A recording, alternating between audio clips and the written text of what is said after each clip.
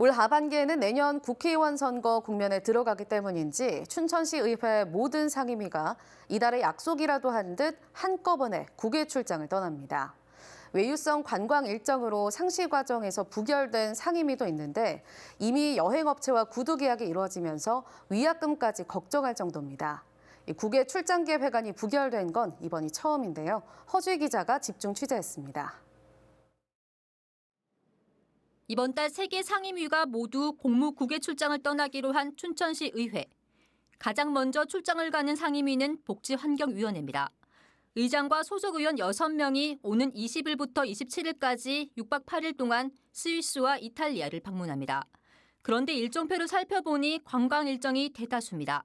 융프라우 전망대, 산마르코 광장, 베니스 곤돌라 체험, 바티칸 미술관도 포함돼 있습니다.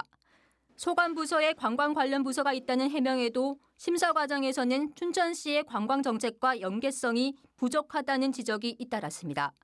결국 이 계획안은 부결됐습니다. 1956년 춘천시의회 개회 이후 67년 만에 처음 있는 일입니다. 이미 여행업체는 일부 티켓을 예매한 상황이라 자칫 위약금을 내야 할 수도 있습니다. 심의위원회 회의를 거치지 않고 비행기표부터 먼저 끊는 것이 이것은 앞뒤 순서가 좀 잘못된 것이다라고 생각이 들고요. 기획행정위원회는 오는 24일부터 5월 1일까지 런던과 파리를 방문합니다. 토트넘과 런던 스타디움, 켄싱턴 레저센터와 파리 시립 수영장, 5개 일정 가운데 4개가 체육 관련 일정입니다. 경제도시위원회는 일본을 택했습니다. 오는 24일부터 29일까지입니다. 그런데 다른 상임위 의원 2명이 포함돼 있습니다. 소관 부서가 다르다 보니 업무 연관성이 떨어진다는 비판이 안팎으로 제기되고 있습니다.